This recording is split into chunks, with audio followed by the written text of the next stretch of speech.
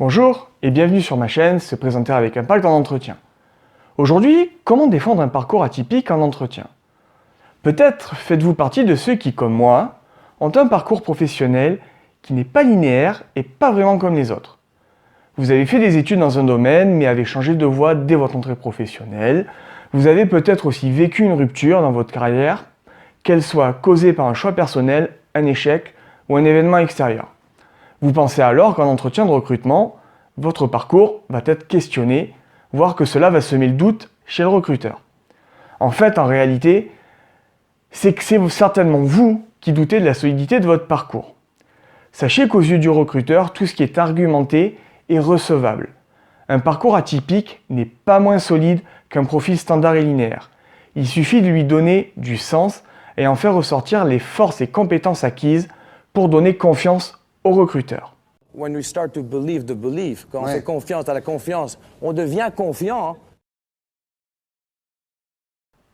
Merci Jean-Claude. Plus sérieusement, Ronald Bass, scénariste de Rain Man, disait « Toute histoire a un sens, toute histoire a une raison et un parcours ».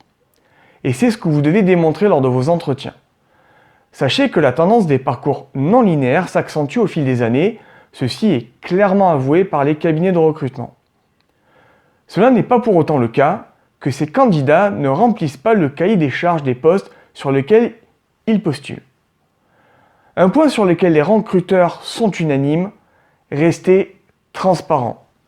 La solution, comme toujours, réside dans la préparation de son entretien et de sa présentation personnelle.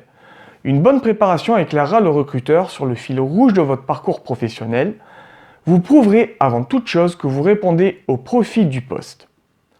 Rappelez-vous que les recruteurs cherchent avant tout à cocher les cases des compétences demandées sur le poste.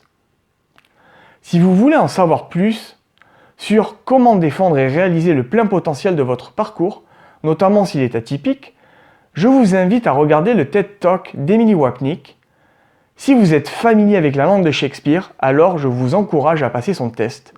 Vous serez peut-être un ou une multipotentielle comme elle le décrit si bien. Je vous remercie d'avoir suivi cette vidéo. À bientôt pour de nouveaux conseils. Likez si vous avez aimé et n'oubliez pas de vous abonner à ma chaîne.